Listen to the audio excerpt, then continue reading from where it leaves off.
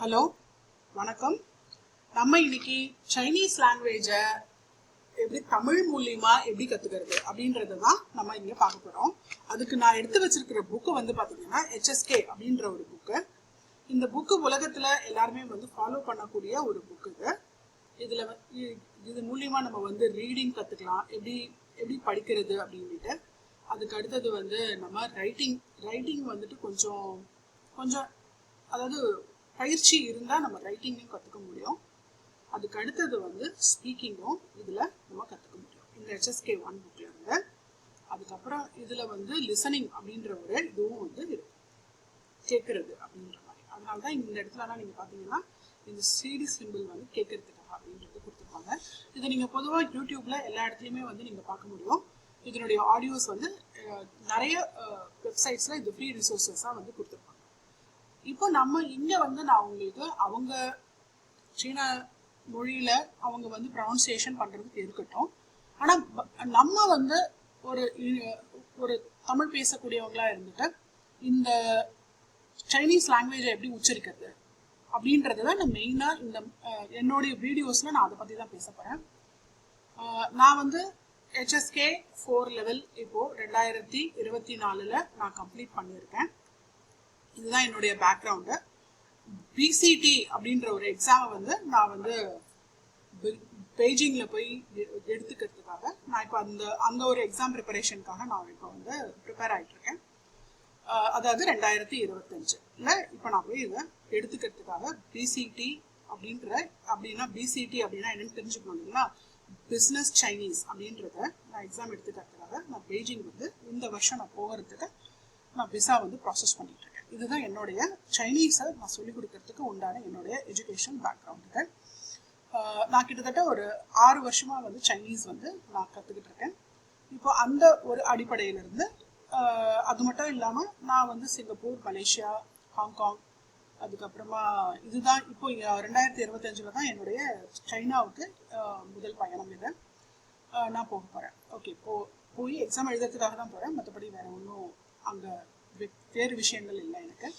சரி, HSK 4 அப்படின்றது அவங்களால தன்னிச்சையாக வந்து படிக்க முடியும். அது தன்னிச்சையாக படிக்க முடியும் அப்படின்னா அவங்களால பின்னின் அப்படின்ற அந்த ஒரு ஹெல்ப் இல்லாமலே வந்து படிக்க முடியும். சரி, இப்போ நம்மளுடைய லெசனுக்குள்ள நம்ம போகலாம். இப்போ ஓகே, இப்போ அங்க வந்து வணக்கம் வந்து எப்படி சொல்லுவாங்க அப்படின்னு பார்த்தீங்கன்னா வந்து நீஹாவ் அப்படின்னு சொல்லுவாங்க.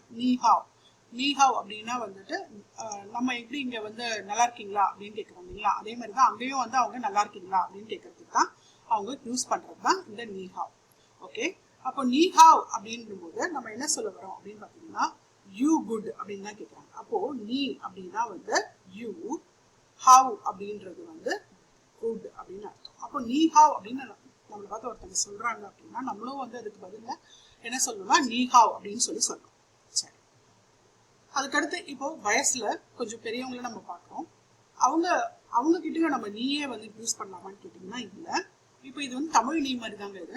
அதனால நம்ம என்ன யூஸ் பண்ணணும்னா நீங்க அப்படின்னு நம்ம தமிழ்ல யூஸ் பண்ணுவோம் இல்லைங்களா? அதே மாதிரி தான் இங்கேயும் வந்துட்டு நம்ம என்ன யூஸ் பண்ண போறோம்னா இந்த நீயை எடுத்துட்டு நம்ம இந்த இடத்துல என்ன கொடுக்க போறோம்னா நின் அப்படின்னு சொல்லி ஒன்று போடுறோம். அப்போ அந்த நின் அப்படின்னா என்ன மீனிங்னா நீங்க அப்படின்னு அர்த்தம். ஓகே, அப்போ அவங்க கிட்ட வந்து நம்ம நீங்க நல்லா இருக்கீங்களா அப்படின்னு தான் நம்ம கேட்குறோம். நீன் ஹாவ் அப்படின்னு கேட்குறோம். நின்ஹாவ் அப்படின்னும் போது நீங்க நல்லா இருக்கீங்களா. அதே மாதிரி அப்போ அவங்களும் நம்மளை பார்த்து வந்து நீஹாவ் அப்படின்னு சொல்லலாம். இப்போ நம்ம ஒருத்தருக்கு மேல இப்போ நான் மட்டும் இல்லாம என் கூட இன்னொருத்தவங்களும் இருக்காங்க அப்படின்னா நாங்க 2 பேரும் அவங்கள பார்த்து எப்படி இருக்கீங்க அப்படின்னு கேட்கிறோம் அப்படிங்கும்போது அப்போ அவங்க அந்த அந்த அந்த வயசுல பெரியவங்களோ இல்ல யாரா இருந்தாலுமே இப்போ 2 பேர் ஒருத்தருக்கு மேல 2 பேர் இருக்காங்க அப்படின்னா யூ, இந்த மண் அப்படின்றது வந்து ப்ளூரல் அப்படின்னு சொல்லலாம். அப்ப ப்ளூரல் அப்படின்னா ஒருத்தருக்கு மேற்பட்ட ஒருத்தருக்கு மேற்பட்ட 2 பேர் அப்படின்னு சொல்லுவாங்க. 1+1 இல்லாட்டி மோர் தென் 2 members இல்ல சாரி மோர் தென் 1 member அப்படின்னு வச்சுக்கலாங்களா? ஒருத்தருக்கு மேல் அப்படின்னு சொல்லி நான் அந்த இடத்துல பிளஸ் சிம்பிள் போட்டுக்கிறேன். அப்போ ஒருத்தருக்கு மேல அந்த இடத்துல இருக்காங்க அப்படின்னா அப்ப நீங்க அந்த மண் அப்படின்ற ஒரு இதுவை வந்து கூட சேர்த்து நீங்க ப்ரொனவுன்ஸ் பண்ணணும். அப்போ நீ மண்ணா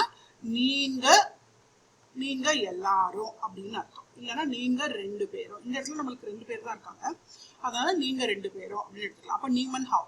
அப்படின்னும் போது நீங்க 2 பேரும் நல்லா இருக்கீங்க அப்படின்னு. அவங்க நல்லா இருக்கீங்களா நம்ம கிட்ட கொஸ்டின்லாம் கேட்கல, நல்லா இருக்கீங்க அப்படின்னு தான் சொல்றாங்க. அப்ப அதுக்கு பதில் வந்து நம்மளும் அதே மாதிரி நீஹாவ் அப்படின்னு சொல்லலாம், இல்லைன்னா வயசுல பெரியவங்களை பார்த்தா மின்ஹாவ் அப்படின்னு சொல்லலாம். ஓகே, இப்போ 2வது இதுக்கு நான் போறேன். இப்போ இது வந்து துய்பூச்சி அப்படின்னு சொல்றாங்க. இப்போ இந்த துய்பூச்சி அப்படின்றது வந்து என்னன்னு பாத்தீங்கன்னா, துய் அப்படின்னாலே வந்துட்டு இது வந்து இந்த மாதிரி நம்ம வேர்ட் பை வேர்டா வந்து போக முடியாது. ஏன் போக முடியாது அப்படின்னா வந்து அது வந்து தமிழ்ல அந்த அளவுக்கு இணையான சொற்கள் வந்து இதுக்கு கிடையாது. அப்படி இணையான சொற்கள் நம்ம வந்து ட்ரை பண்ணி போட்டு பார்த்தாலும், பக்கத்துல போட்டு பார்த்தாலும் அதுக்கு மீனிங் வந்து சரியா வராது. அதனால நான் என்ன சொல்றேன்னா, இதை நீங்க அப்படியே வந்து புரிஞ்சுக்கோங்க. துய் பூச்சி ப்ரொனன்சியேஷன் மட்டும் நான் சொல்றேன்.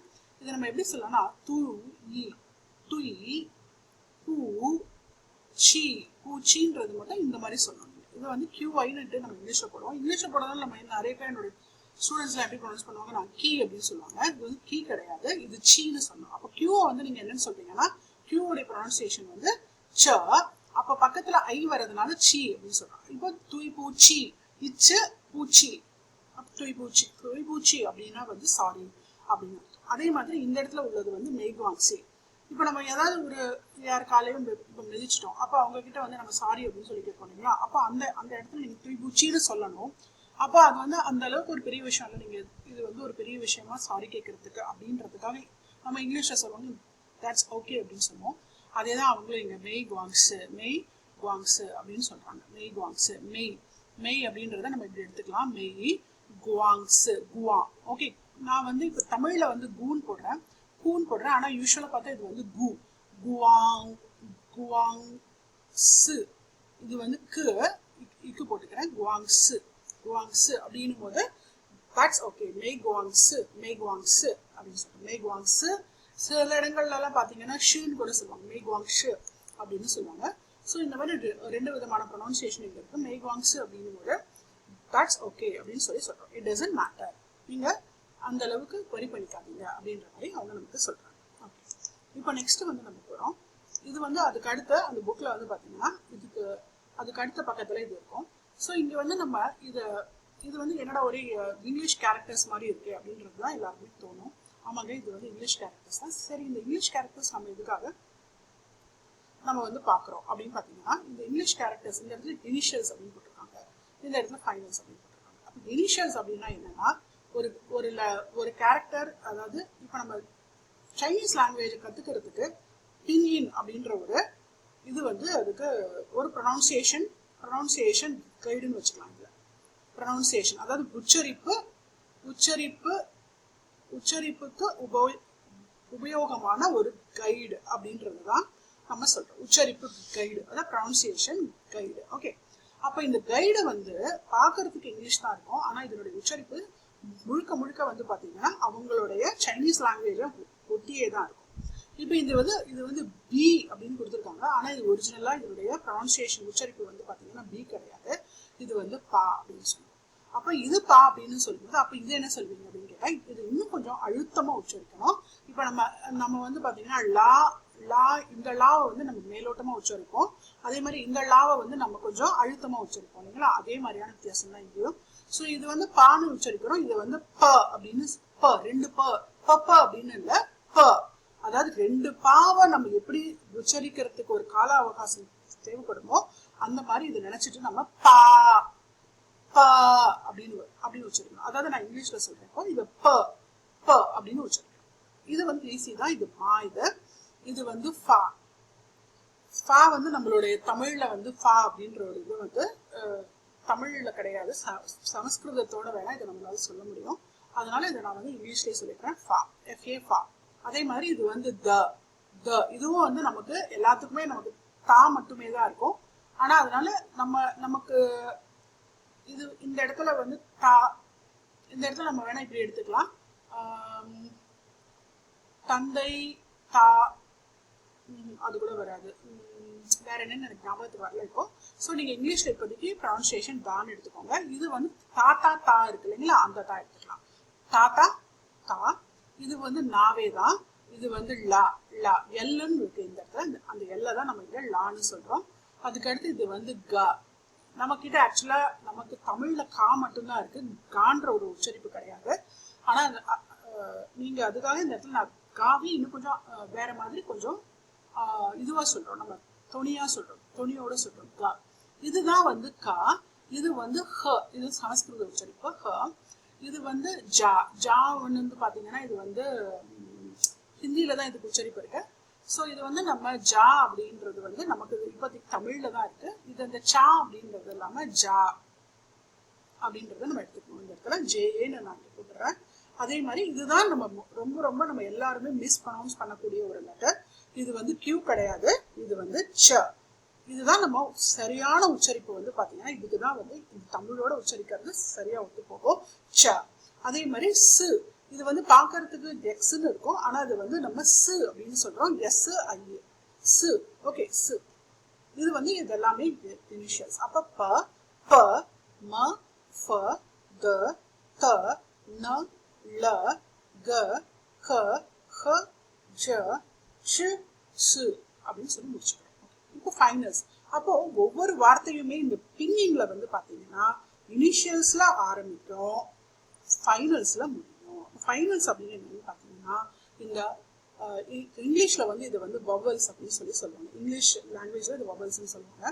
ஸோ வவல்ஸ்ல முடியுது. அப்போ இது வந்து பாக்குறதுக்கு ஐயா இருக்கு. இது வந்து இ, இது உ, இது உவ, இது அர். அர் அப்படின்றத நம்ம இந்த நான் இப்படியே போட்டுறேன் அர். ஓகே அர். அதே மாதிரி இது வந்து ஆ, இயா, உவா, ஓ, உ, ஓ, ஓ, இ.